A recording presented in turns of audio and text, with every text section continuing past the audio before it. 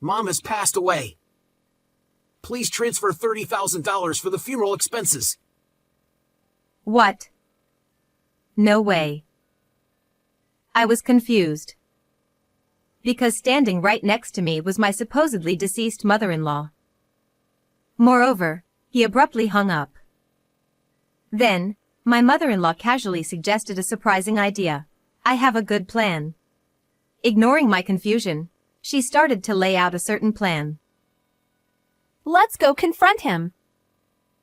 Encouraged by her words, I took action to confront my husband. My name is Emily. I married my husband, Mike, who is 5 years younger, when I was 32. Mike, who was a bit clueless but lovable, was what you'd call a lovable character. Emily, please. Whenever he smiled and asked, I couldn't refuse anything he requested. Though his slightly careless nature was a flaw, his presence always brightened the atmosphere and made him a mood maker. In contrast, my mother-in-law, Martha, was very straightforward. We didn't live together, but she had a slightly intimidating aura. Apparently, my husband had always been uncomfortable around his mother. You don't have to force yourself to get along with her. He even told me that. Even so, I am your wife here. I couldn't just follow Mike's words, and I was full of anxiety about how to get along with her. Mike has always lived with us, so he can't do many things. He might cause you trouble, Emily. This is what my mother-in-law said when she suddenly called me after the wedding. At that time, Mike was out with friends, so I was alone. Not knowing how to respond, I just said, "No, it's not like that," and fell silent. I know it's my fault for not raising him better. So, please consult me if anything happens. I was happy to hear such kind words from my mother-in-law, who seemed so different from her appearance and aura. I didn't mention this phone call to Mike, thinking it wasn't necessary. For a while after the wedding, we lived peaceful days, but as time went by, my husband's carelessness began to stand out more and more. This is what his mother was talking about. Every time I saw his actions, I thought so. He often left his clothes and socks lying around and didn't clean up his dishes after eating. Put this in the washing machine and this in the sink. I repeatedly told Mike every day. Oh, sorry. But can't the person who notices do it? Please, Emily. I wasn't sure if he was ignoring it or what, but it didn't seem to sink in at all. If I don't notice, the house will be a mess. Is that okay? You're responsible, Emily, so it's fine. Right? His innocent smile made me feel it was useless to say anything more, and I couldn't insist any further. Moreover, this was still considered rather cute. My husband was often late and frequently broke promises. For Mike's birthday, why don't I cook a feast and celebrate at home? Sounds great. I love your cooking, Emily, so I'm looking forward to it. On the day, I prepared his gift, made a luxurious meal, and eagerly awaited his return. However, despite it being his usual time to come home, there was no sound of the front door opening. This is strange. He said he'd be back early. I decided to call Mike. No matter how many times I called, he didn't answer, and eventually, it went to voicemail. What happened? Mike didn't contact me even once, and he came home early the next morning. Emily, I'm sorry. I didn't call and it's so late. Sensing my displeasure, he apologized as soon as he saw me. I was worried. I thought something might have happened. I was so anxious. I'm sorry. There was a problem at work, and I had to stay up all night. It was so busy I couldn't check my phone. If that's the case, I understand. Though I understood, I was still bothered by the fact that he couldn't even send a quick message. From now on, please at least send a text if you're going to be late. Got it? We agreed on that, but although he started messaging, his late returns became more frequent. Then, one day, I checked our joint savings account and noticed money was frequently being withdrawn. We had started saving together after getting married, and since I had a better income, I was the one who usually deposited more. Meanwhile, Mike's contributions were inconsistent, highlighting his carelessness once again. Hey, did you withdraw money from our savings? Well... Mike seemed to realize he was caught and avoided my gaze. When I pressed him, he admitted, actually, he needed money for a paid skill development course at work. Don't you think it's unfair to use it without asking? You should have discussed it with me. When I spoke sternly, Mike looked downcast. I thought I could repay it once the training was over and my salary increased. His hesitant explanation made me suspicious. Excuses again. I wanted him to be more responsible with money than anything else. This led to some tension between us. Around this time, I started focusing more on his negative traits. But, thinking that we were married and should appreciate each other's good points, I tried to change my mindset. Mike is kind and gentle. However, the seed of distrust and frustration kept growing and occupied my thoughts. I should talk to Martha. When I contacted my mother-in-law, she said, I was about to invite you for shopping. She made time immediately, and we met up. Since Mike was working that day, I didn't mention my outing with her. While we were shopping, I got a call from Mike, who was supposed to be at work. Thinking it might be an emergency, I quickly answered. What's wrong? Aren't you at work? Mom passed away. Please transfer $30,000 for the funeral. What? What do you mean? I was shocked and speechless at the unexpected news. Seeing my reaction, Martha looked puzzled. Just do it, okay? He said and abruptly hung up. As I stood there stunned, my mother-in-law asked, What's wrong? I snapped back to reality and told her about the call. But you're right here. Could it be a scam? Thinking this, I checked the call log, and it was indeed from Mike. I was even more confused and decided to call him back. Wait a moment. Then, she took my phone. I have a good idea. Let's give him $30,000. What? Martha casually said something surprising and began discussing a plan with me, despite my confusion. I see. Let's confront him.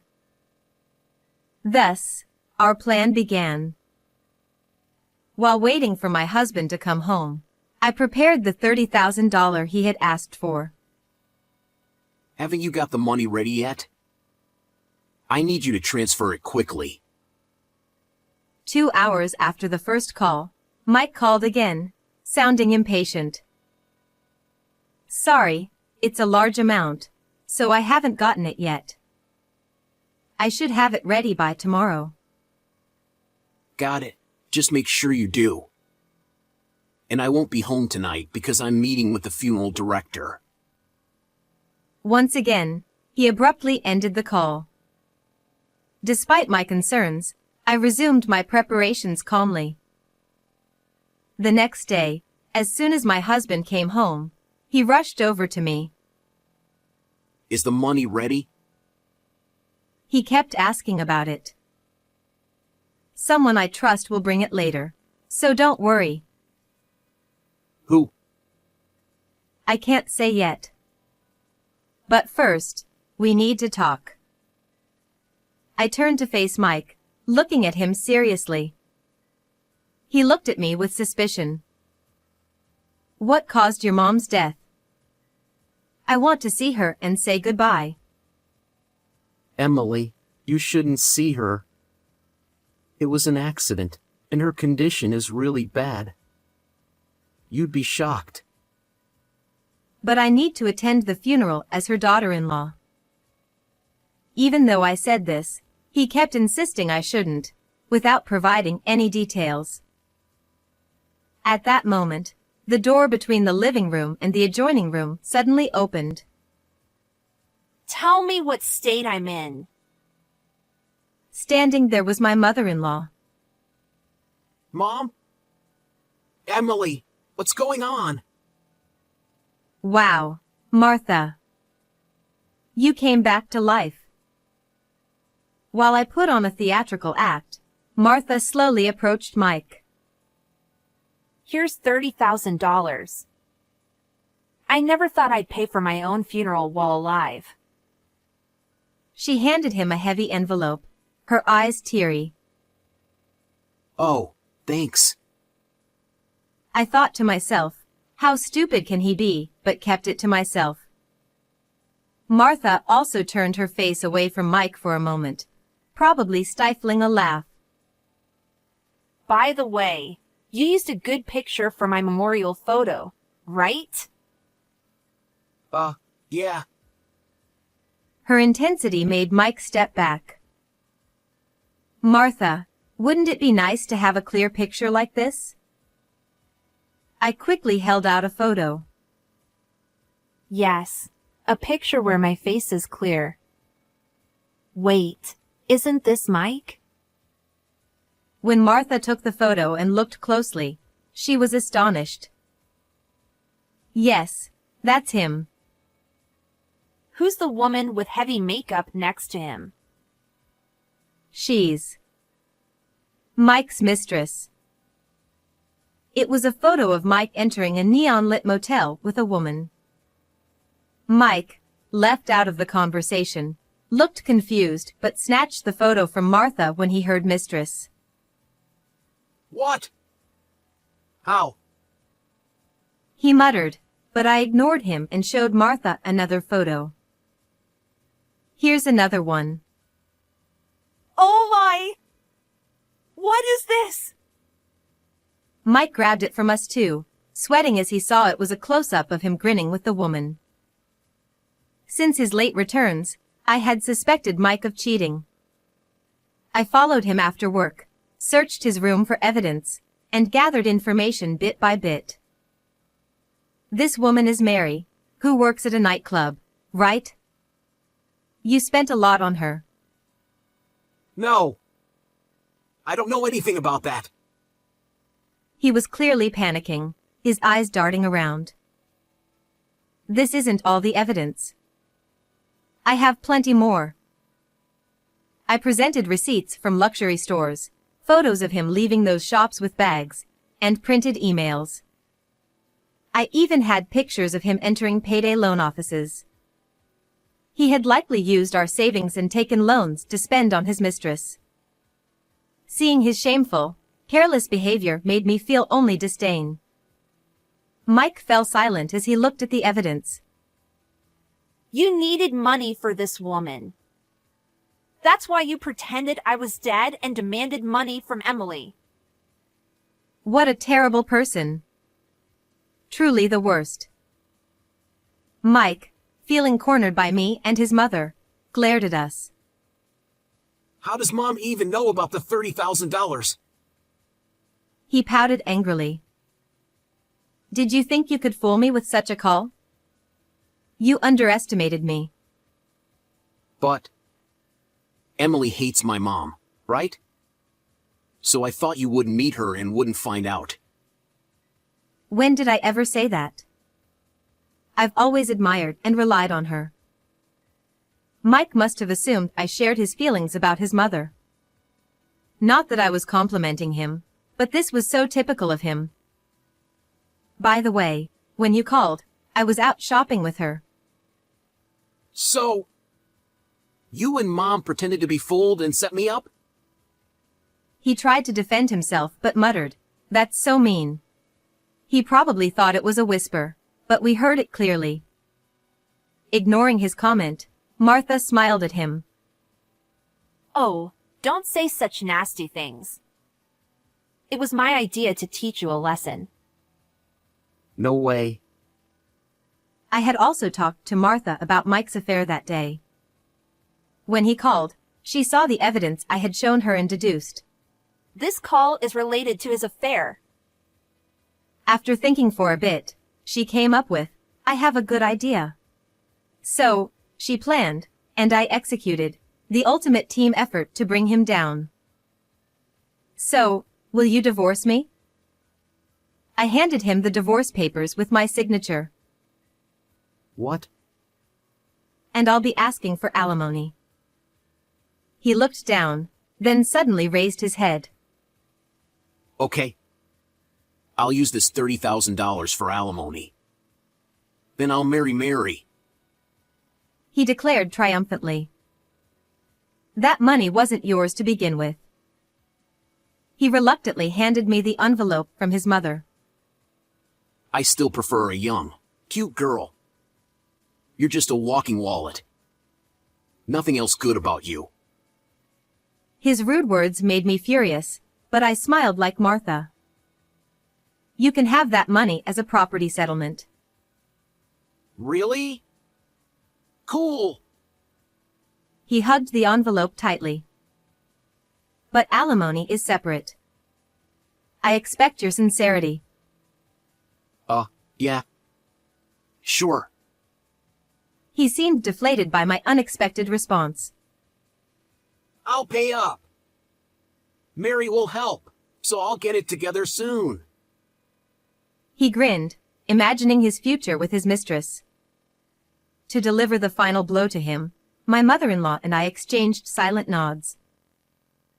Mike, sorry to ruin your fun, but can you listen to this? Huh? What is it? My mother-in-law took out her phone from her pocket and started playing a recording. Hearing it, my husband seemed very confused and said, "Wait, what?" It was the voice of his mistress, Mary. While I was preparing the money, my mother-in-law had gone to meet her. Mary was heard saying, "Mike is handsome, but he's stingy and cheap." followed by a nasal laugh. Moreover, Mary said, "I had no idea he was married. The physical chemistry was good, but a guy who cheats is the worst." Mike's face turned pale, and he started trembling at her words. This is a lie. Mary wouldn't say such things. Mom must have forced her. These are her own words. And it's not done yet, so listen until the end. There's more. Maybe she's just pretending and will confess her love for me. His naive thoughts made both my mother-in-law and me smirk. Let's see. Hear for yourself. As my mother-in-law resumed the recording, Mike eagerly awaited the so-called love confession. But what came from the phone was, "I'm going back home to find a wealthy man through matchmaking." her cheerful voice said. Mike's expression changed drastically at those words. I had to stifle my laughter. This is reality. Got it? It's different from your fantasies. Mike's eyes welled up with tears as his mom delivered the final blow. Mom, this isn't true, right? Please say it's not. I'll tell you as many times as needed. It's reality. No way. How about coming with me to Mary now and convincing her? Are you stupid? It's over!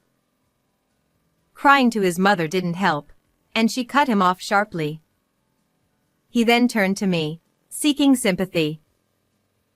Emily, can you reconsider the divorce? After all this? Please.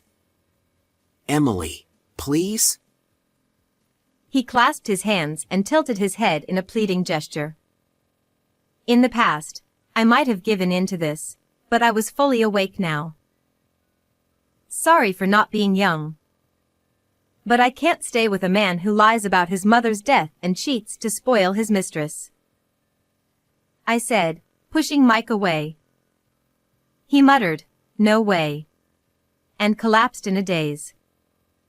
Thinking it was over, my mother-in-law and I exchanged a handshake, but my husband suddenly stood up. I have to return it. Today's the last day. He shouted and rushed off with the $30,000 envelope. Wait, you need to check what's inside. My voice didn't reach him. Well, let it be. It'll be funny. True. My husband was probably heading to a payday loan office to pay off his debt. But the envelope contained a bundle of paper cut to the size of bills, prepared by me.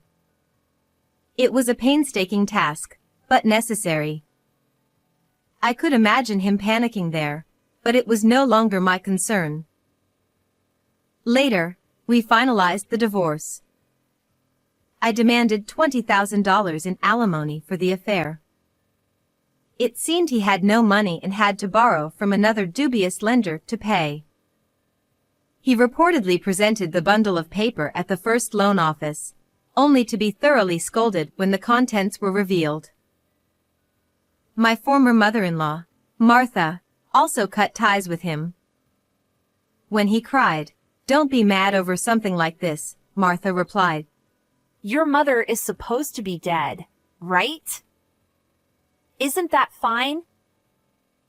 She ignored him. He apologized repeatedly, but she never responded. All of this was his own doing. As for me, I'm living every day to the fullest, with work as my passion. I'm striving to become the first female manager in my 30s at my company. I occasionally meet with Martha for lunch, sharing our updates like good friends. Looking forward to a long and fulfilling life ahead, I plan to live true to myself. How did you like this story? Please subscribe to my channel. See you in the next video.